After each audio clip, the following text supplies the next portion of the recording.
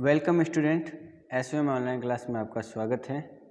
और आज बात करेंगे इस वीडियो में हम ड्राइंग की। तो क्लास 12th आर्ट्स चित्रकला सब्जेक्ट की बात करेंगे, ड्राइंग की। ध्यान से सुनेंगे, समझेंगे।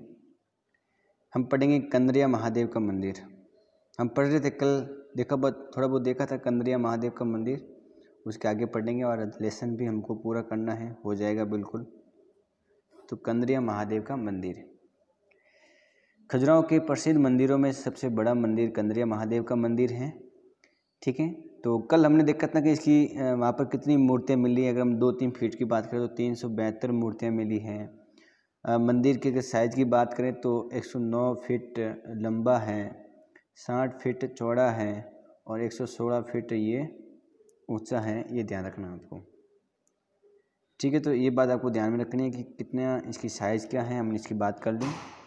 कल हमने लास्ट में देखा था कि जो मंदिर का गर्भगृह है उसके सरदल मतलब ऊपर वाले जगह पर विष्णु और उसके दाएं बाएं शिव और ब्रह्मा जी की मूर्तियां लगी हुई हैं। और ये जो यहाँ पर मूर्तियां हैं, ये मूर्तियाँ ध्यान रखनी है कि चमड़े से उन मूर्तियों पर घिसाई की गई है। चमड़े से मूर्तियों पर क्या की गई हुई है? घिसाई की गई है।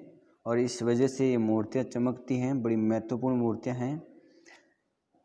मतलब ये वहाँ की लाल बलुआ पत्थर से बनी हुई जो मूर्तियाँ हैं वो अगर चमड़े से घिसाई हुई हैं तो ऐसा लगता है कि ये मूर्तियाँ पत्थर की नहीं, चंदन के लकड़ी की बनी हुई ऐसी लगती है। ये ध्यान रखना है आपको।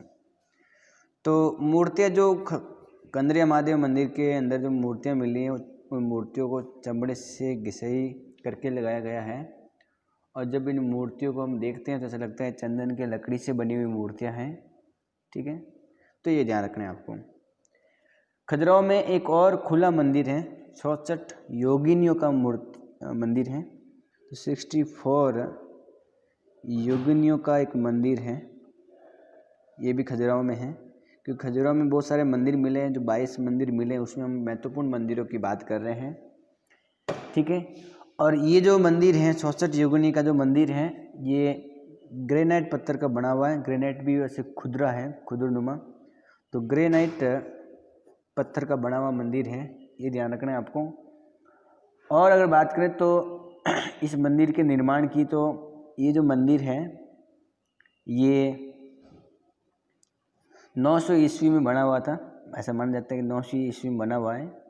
और जब हम 900 ईस्वी की बात करें अर्थात 10वीं शताब्दी की बात करें तो मध्य 10वीं शताब्दी के मध्य के लमसम बना हुआ है। और कहा जाता है कि नागर शैली का एक उत्कृष्ट उदाहरण है। नागर शैली क्या, हमने विस्तार से इसके बारे में देखा है। ठीक है, तो बहुत सारे मंदिर बने हैं जिसमें नागर शैली में मंदिर है। चिकने बलुआ पत्थर से भी ये मंदिर बना हुआ है।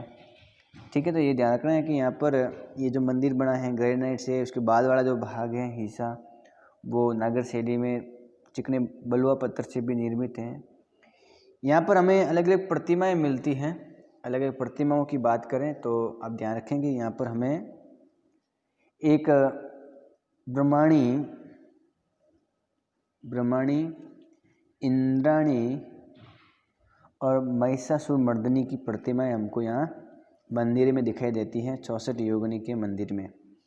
तो ब्रह्माणी, इंद्राणी और महिषासुर मर्दिनी,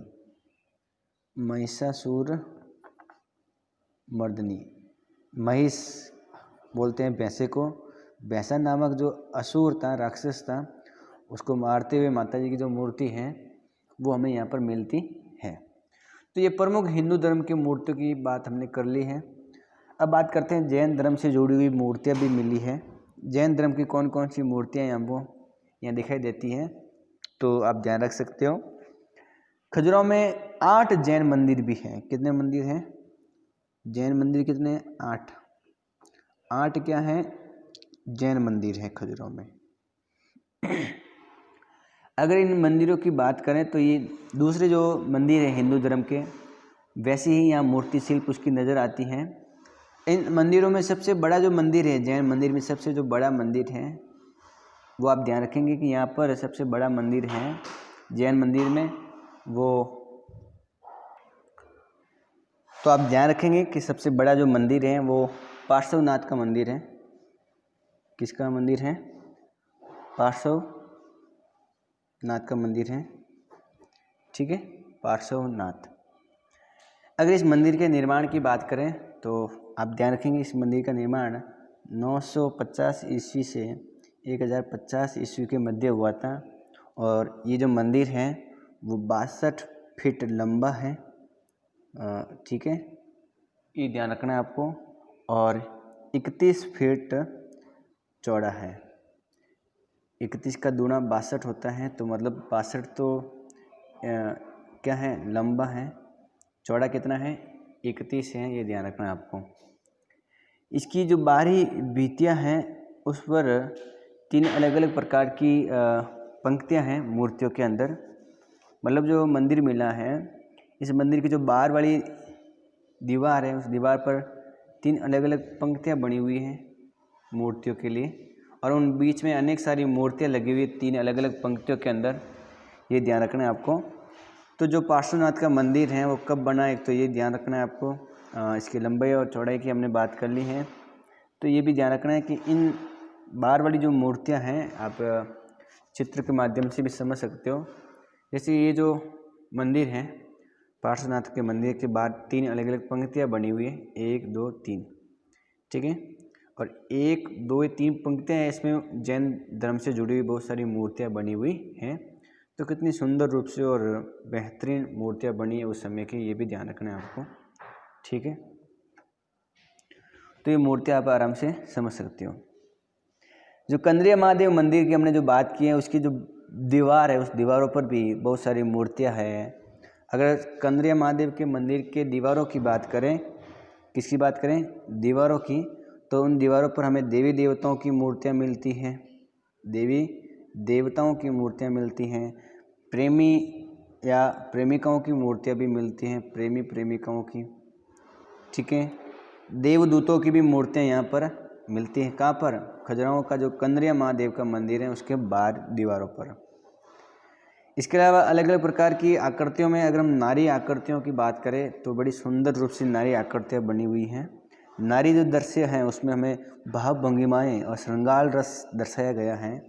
जो भी स्त्रियों की आकृतियाँ बनी हैं, मूर्तियाँ बनी हैं, उसमें हमको भाव भंगिमाओं से जुड़े हुए दृश्य दिखाई देते हैं। इसमें श्रृंगार रस हमें प्रकट होता है, अर्थात एक सजावट के रूप में जो नारी आकृतियाँ होनी चाहिए वैसी बनाई हैं। नारी आकृतियों का जो चेहरा है वो अंडाकार आकृति में बनाया हुआ है, अंडाकार बनाया हुआ है। किस प्रकार से? अंडाकार। ये ध्यान रखना है आपको कि नारी आकृतियों में जो चेहरा है उनका अंडाकार बनाया है। इसके अलावा गोल भी बनाया है, और कहीं कहीं ये ध्यान रखना है आपको कि गोल और अंडाकार 2 प्रकार के आपके चेहरे हैं। इसके अलावा चेहरों पर उन्होंने थोड़ी कहीं कहीं किंचित रूप से मुस्कान भी बनाई है, हल्की सी। चेहरे पर क्या बनाई है? हल्की सी मुस्कान बनाई है। कहाँ? ये जो हमको नारियों की प्रतिमाएं मिली हैं, हमें नारी की जो मूर्तियां मिली, वो मूर्तियों की विशेषताओं की बात कर रहे हैं, किस प्रकार की मूर्तियां हैं। तो चेहरा इनका गोलाकार, अंडाकार और मुस्कान है चेहरे पर, ये ध्यान रखना है आपको। आंखें लंबी और भौहें धनुषाकार हैं। आंखें कैसे बनी? उन्होंने लंबी बनाई हैं, ये ध्यान रखना है। इसके अलावा जो भौहें हैं वो धनुषा आकार की बनाई हैं, ठीक है, धनुषा आकार की, ये ध्यान रखना है आपको। धनुषा आकार क्या मतलब तो समझ गए होंगे कि धनुषा आकार क्या होता है। जैसे इस प्रकार की जो हैं वो धनुष्य आकार की आपकी भौहें हैं, लंबी आँखें हैं, ये भी ध्यान रखना है आपको, ठीक है। ये नारियों की विशेषता है।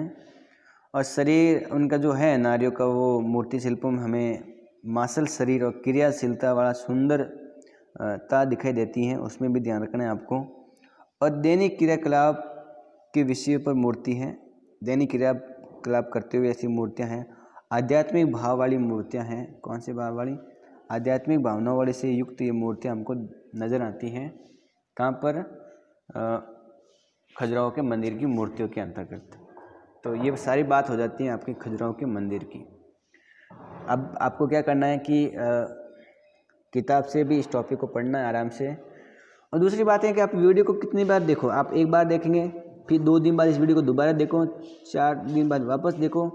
इस वीडियो को अगर आपने 3 बार देख लिया तो सारी बात आपको याद हो जाएगी, समझ में आ जाएगी बिल्कुल। और एक बार किताब से भी पढ़ लेना, इससे फिर आपकी तथ्य सारे याद हो जाएंगे। देखो, चीज़ याद करने वाली तो याद करनी है, समझने वाली समझनी है। अब आपको ये तो याद करना पड़ेगा कितना लंबा चौड़ा है, तो माप तो आपको आंकड़े याद करनी है।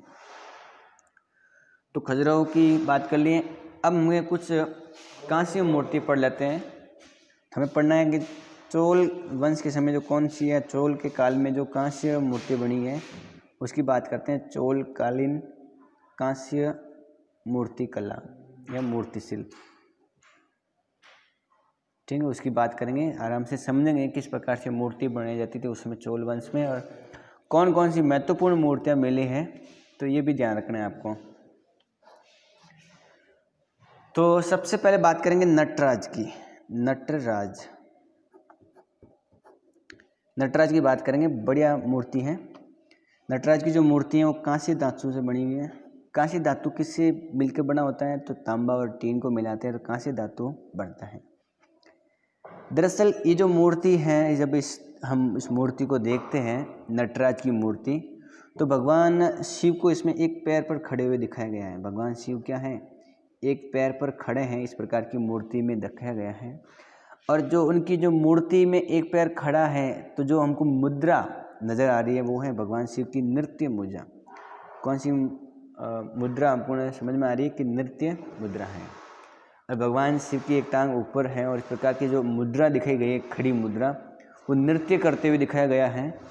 और ऐसा लग रहा है कि भगवान शिव इस मूर्ति के, अगर हम मुद्राओं की बात करें तो ऐसा लगता है भगवान शिव तांडव कर रहे हैं। क्या कर रहे हैं, तांडव नृत्य कर रहे हैं। उनकी 4 भुजाएं बनी हैं। कितनी भुजाएं बनी हैं, 4 भुजाएं बनी हुई हैं, ये ध्यान रखना है आपको। जिसमें अलग अलग जो भुजाएं हैं उन सब की अलग अलग मुद्राएं हैं, अलग अलग कंडीशन है, अलग अलग प्रकार की उनकी स्थिति है। अगर भगवान शिव के दाहिने हाथ की बात करें तो दाहिने हाथ में डमरू है। भगवान दाहिने हाथ में स्थित डमरू से क्या कर रहे हैं, आवाज़ उत्पन्न कर रहे हैं। इस प्रकार की मूर्ति हमको नज़र आती है कि दाहिना हाथ के डमरू से ध्वनि आवाज़ कर रहे हैं। और दूसरा जो दाहिना हाथ है वो आपको ध्यान रखना है कि अभय मुद्रा में है। किस मुद्रा में है, अभय मुद्रा में है। अभय मुद्रा मैंने बताई थी, जैसे आशीर्वाद की जो मुद्रा होती है वो अभय मुद्रा है। तो ये ध्यान रखना है आपको। दाहिने हाथ की मैंने बात बता दी। तो दाहिने हाथ की मैंने बात की, तो एक हाथ में क्या है, दाहिने हाथ में एक में देखो 4 हाथ हैं, 2 दाहिने 2 बाएं। तो दो दाएं हाथ हैं, उसमें एक हाथ में क्या है, डमरू आवाज़ करते हुए, एक हाथ अभय मुद्रा में दिखाया गया है। ये ध्यान रखना है आपको। और जो बायां हाथ है उसमें एक हाथ में अग्नि, एक हाथ की बायां हाथ की जो हथेली है उस पर अग्नि दिखाई गई है। बायां हाथ के हथेली की बात करें तो उसमें अग्नि दिखाई गई। क्या दिखाई गई है, अग्नि हमको नज़र आती है। इसके अलावा दूसरा जो बायां हाथ है वो बाएं पैर के, कौन से, बाएं पैर की ओर इंगित करते हुए दिखाया गया है। कौन सा, बायां दूसरा पैर। ये भी ध्यान रखना है आपको। इसके अलावा आप ये भी ध्यान रखेंगे कि दाएं जो पैर है उसके नीचे, दाएं पैर के नीचे एक बौना राक्षस है, दबा हुआ है, बौना राक्षस, ठीक है। ये भी ध्यान रखना है आपको, अज्ञानता रूपी। और शिव के गले और हाथों में, शिव के गले और हाथों में लहराते हुए सांप की कुंडलित आकार वाली चीज़ इसमें है। गले और हाथों में क्या है, सांप को कुंडलित किए हुए कुंडलिनी रूप में दिखाया गया है। ये भी ध्यान रखना है आपको। और ब्रह्मांड के प्रतीक रूप में पूरे घेरे में ज्वालाएँ निकल रही हैं। क्या निकल रही हैं, ज्वालाएँ निकल रही हैं। ये ध्यान रखना है आपको इस नटराज की मूर्ति के अंदर। संपूर्ण मूर्ति को में देखते हैं तो संयोजन दिखाई देता है, गति भाव इसमें है, सौंदर्यता भी दिखाई गई है, और भारतीय कला सिद्धांतों का इसमें स्वरूप दिखाया जाता है। और वर्तमान में जो मूर्ति है वो दिल्ली संग्रहालय में है। कहाँ पर है, दिल्ली संग्रहालय में है। ये ध्यान रखना है आपको। आप इस मूर्ति शिल्प को ध्यान से देखेंगे बड़ी सुंदर रूप से मूर्ति बनी है। तो हमने कहा कि सबसे पहले इस मूर्ति के में खड़ी, ये जो मूर्ति है वो खड़ी मुद्रा में है, भगवान शिव है ये, और नृत्य तांडव नृत्य में दिखाया गया है। इसमें देखेंगे कि जो दायां हाथ है, दाएं हाथ एक ये है एक ये है, इस हाथ में डमरू है और डमरू से ध्वनि प्रतीत करते हुए दिखाया गया है। और ये जो हाथ की मुद्रा है इस प्रकार की, ये अभय मुद्रा है। ये जो बायां हाथ है, बायां हाथ क्या कर रहे हैं, इस बाएं पैर की ओर इंकित कर रहा है, इसको दिखा रहा है कि ये बायां पैर है। और एक हाथ से, बायां हाथ से अग्नि निकल रही है विनाशकारी, ये भी ध्यान रखना है आपको। बायां हाथ, बायां जो पैर है वो ऊपर किया हुआ है और दायां जो पैर है उसके नीचे एक बौना राक्षस है अज्ञान रूपी, और पूरे गतिशील हैं। इसके भगवान शिव के गले से सांप की कुंडलित लपेटे दिखाई दे रही है, सांप निकले हुए इस प्रकार से, और पूरे गोल के ब्रह्मांड के रूप में यहाँ अग्नि बाहर निकलती हुई दिखाई गई है। तो ये ध्यान रखनी है आपको कि किस प्रकार की इसमें डिजाइन है नटराज की मूर्ति के अंदर। ये वर्तमान में मूर्ति कहाँ है, दिल्ली संग्रहालय में पड़ी हुई है, ये ध्यान रखना आपको। अब बात करते हैं उमा पार्वती की मूर्ति। उमा पार्वती की मूर्ति, उमा या पार्वती एक ही है। भगवान शिव की जो पत्नी उमा या पार्वती, उसकी भी एक मूर्ति मिली है, वो भी चोल वंश की मूर्ति है। और यो भी ध्यान रखना है कि कांस्य की प्रतिमाएं हैं। एग्जाम में क्वेश्चन आता है चोल कालीन किन्हीं दो मूर्तियों के नाम लिखो, तो आपको ये नटराज और उमा पार्वती की मूर्तियों का नाम लिखना है, ठीक है। तो ये बात आप ध्यान रखेंगे। इसके अलावा शिव की तो मूर्ति हो गई, अब उनकी पत्नी अर्धांगिनी उमा पार्वती की भी मूर्तियाँ बनी हैं। देवी उमा को अगर उसकी बात करें तो नारी के रूप में दिखाया है, और सीधी सी बात है कि जो नारी की जो सौंदर्यता रूप है, नारी का जो सौंदर्य रूप या नारी के जो भाव है, करुणा, वात्सल्य, प्रेम, प्रेरणा शक्ति और आध्यात्मिक भाव इसमें दिखाया गया है। कौन सी मूर्ति में, उमा पार्वती की मूर्ति में। तो माता पार्वती की जो मूर्ति है उसमें जो भाव हैं, भाव की बात करें तो करुणा हमको उस मूर्ति में दिखाई देती है, जो वात्सल्य है वो भी हमको नज़र आता है। वात्सल्य का भाव, वात्सल्य भाव तो समझते हैं ना, माँ का बेटे के प्रति जो भाव है। मूर्ति में प्रेरणा का भाव भी है और शक्ति और आध्यात्मिक का भी भाव नज़र आता है। ये जो पार्वती जो मूर्ति बनी है, माता पार्वती जो मूर्ति, वो त्रिभंगीय मुद्रा में स्थित है। किस प्रकार की है, त्रिभंगीय मुद्रा में स्थित है, ये ध्यान रखना है आपको। त्रिभंगीय मुद्रा का मतलब हुआ कि जिसमें शरीर तीन अलग भागों में विभाजित हैं। इस प्रकार से अगर शरीर है तीन अलग अलग भाग में विभाजित हैं, एक भाग हो गया, दो भाग हो गया, तीन भाग हो गया, एक दो तीन, एक ये भाग हो गया। मतलब कोई मूर्ति इस प्रकार की अगर आकृति में है, जैसे आप मूर्ति को देख भी सकते हो किस प्रकार से मूर्ति को दिखाया गया है।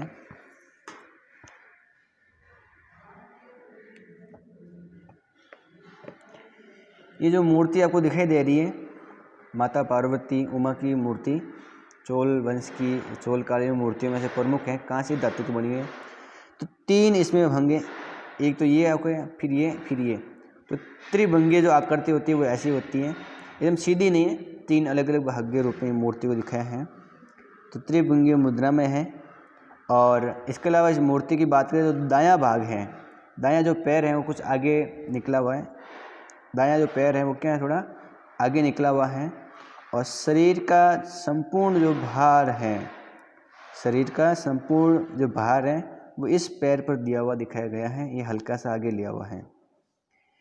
बायां जो हाथ है वो नीचे से थोड़ा सा तिरछा है, बायां जो हाथ है वो नीचे थोड़ा क्या है, तिरछा इस प्रकार से किया हुआ है। बायां पैर पर सारा संपूर्ण शरीर का भार है, ये दायां पैर थोड़ा आगे लिया हुआ है। इसके अलावा जो दायां हाथ है वो वक्ष स्थल तक उठा हुआ है, मतलब छाती तक उठा हुआ है, ऊपर यहाँ तक, ठीक है, ये ध्यान रखना है आपको। और माता पार्वती का जो मुखमंडल है बिल्कुल शांत भाव में है, और ऐसी मुद्रा ऐसे लग रही है कि ये नृत्य मुद्रा है, ठीक है। तो ये भी ध्यान रखना है। वस्त्र की बात करें तो अधो वस्त्र है सिर पर, मुकुट है। अधोवस्त्र मतलब कोई खास वस्त्र नहीं, आधे वस्त्र में पूरा शरीर ढका हुआ नहीं है। और मुकुट पहना हुआ है, गले में हार भी है, हाथों में कंगन भी पहने हुए हैं और एक देवी के अंग प्रत्यंग के रूप में पूरी मूर्ति बनी है। ठीक है, बारीक से बारीक, छोटी से बारीक काम करके इस मूर्ति को बनाया है। और मूर्ति कला में महत्वपूर्ण एक मूर्ति शिल्प यहाँ हमने पढ़ा, जिसकी बात की है उमा पार्वती की। तो ये इस मूर्ति की विशेषता है जो आपको ध्यान में रखनी है। अब समझते हैं कि मूर्ति आखिर बनती कैसी है। देखो, मूर्ति बनने की अलग अलग विधियाँ हैं। प्राचीन समय में जो मूर्ति बनाने का जो तरीका होता था, क्या करते थे कि सबसे पहले एक मोम की मूर्ति बनाते हैं। किसकी? मोम तो जानते हैं ना, जिसकी मोमबत्ती बनती है। तो क्या करते थे, जैसे मान लो मुझे माता पार्वती की मूर्ति बनानी है, कांस्य धातु की। कौन सी धातु की? कांस्य की, किसी भी धातु की बनानी है। मान लो मैंने कांस्य धातु की माता पार्वती की मूर्ति बनानी है, तो मैं क्या करूँ? या प्राचीन समय में क्या विधि थी कि सबसे पहले जो जैसी मूर्ति बनानी है वैसे क्या करते हैं, मोम की बनाते हैं। जैसे मान लो सबसे पहले माता पार्वती की उन्होंने मोम की मूर्ति बनाई, कांस्य बनाने से पहले वो क्या करते हैं, एक मोम की मूर्ति बनाते हैं। ठीक है, मान लो मोम की मूर्ति बनाई है, फिर उस मूर्ति के ऊपर मोटी परत के रूप में मिट्टी है, वो मिट्टी का लेप लगा देते थे। क्या लगाते हैं? मिट्टी का लेप लगा देते थे मोटी परत के रूप में मोम के ऊपर। अब जब मिट्टी का परत लगा दी मोटी लेप के साथ में, मोटी परत के साथ में, फिर इसको सूखने देते हैं। और सूखने के बाद में उस जो लेप लगाया है पूरे शरीर पर, पूरी मूर्ति के ऊपर, अंदर क्या है, मोम है, ऊपर मिट्टी का लेप लगा दिया। फिर किसी एक जगह से थोड़ा छिद्र करते, छेद करते हैं। ठीक है, और उसके बाद में क्या करते हैं, उस मूर्ति को गर्म करते हैं। मिट्टी का ऊपर लेप है, अंदर मोम है, तो गर्म करेंगे। कब? जब मिट्टी का ऊपर लेप सूख जाएगा, सूखने के बाद में उसको गर्म करेंगे। तो गर्म करने के बाद में क्या होगा कि सारा जो मोम है वो अंदर से पिघल जाएगा और जो छेद किया वो छेद से बाहर निकल जाएगा। तो गर्म करके सारा मोम क्या करते, बाहर निकाल देते हैं। अब बताओ, जो खोखला भाग बना है जिसके ऊपर हमने पहले मिट्टी लगाई, तो खोखला भाग तो बन जाएगा, बिल्कुल मिट्टी की परत बन जाएगी, खोखला भाग बन जाएगा। अब क्या करते हैं कि कांस्य जैसे धातु हैं उसको पिघला देते हैं। ठीक है, बिल्कुल गर्म करके पिघला देते हैं। और जो कांस्य धातु पिघली हुई अवस्था में है, उस जिस छिद्र से उन्होंने मोम पिघली हुई बाहर निकाली, उसी छिद्र से वो कांस्य धातु अंदर पिघली हुई डाल देते थे, भर देते थे पूरे मूर्ति के अंदर, उस ढांचे में, उस खोखले भाग में। जो खोखला भाग किसका है? मिट्टी के लेप का बना हुआ। ठीक है, और इस प्रकार से उसमें डाल देते थे, आराम से पूरा भर देते थे। फिर उसको सूखने देते, ठंडा होने देते। ठंडा होने के बाद में आराम से इसके ऊपर धीरे से वो जो मिट्टी का लेप है वो उतार देते थे, और अंदर से जो मूर्ति बनी है वो कांस्य धातु की बन जाती थी, पूरा आकार निर्मित हो जाता था। और आकार निर्मित होने के बाद में ऊपर जो भी जहाँ सही ढंग से करना है, घिसे वगैरह करके सही ढंग से व्यवस्थित रूप से करके उस मूर्ति को तैयार कर देते थे। ऊपर घिसे करते तो मूर्ति में थोड़ी चिकनाहट आती और चमकती मूर्ति, तो बड़ी महत्वपूर्ण मूर्तियाँ उसमें बनाते थे। तो ये विधि होती थी उस समय की मूर्ति। चोल वंश के समय, जैसे आपने पढ़ा नहीं, उमा पार्वती की मूर्ति इतनी सुंदर रूप से कैसे बनाई होगी, तो ये तरीका होता था उस समय मोम का प्रयोग करके, मोम विधि का प्रयोग करके वो क्या करते थे, मूर्ति बनाते थे। ये ध्यान रखना है आपको। ठीक है, तो ये बात आपको ध्यान में रखनी है। तो इसी के साथ में आपका लेसन भी पूरा हो जाता है, और हमने पूरे लेसन की बात कर ली है, और महत्वपूर्ण मोस्ट लेसन है। देखो, ये जो लेसन है ये आपकी किताब की दृष्टि से, सब्जेक्ट की दृष्टि से तो बड़ा महत्वपूर्ण है ही है, क्योंकि क्वेश्चन तो एग्जाम आएंगे, इसमें बड़े क्वेश्चन आएगा कि भी इस मूर्ति के बारे में लिखो या इस मंदिर के बारे में लिखो। जैसे एग्जाम में क्वेश्चन आ गया खजुराहो के मंदिर के बारे में संक्षिप्त टिप्पणी लिखी, 1 नंबर का, 2 नंबर का, वो अलग बात है।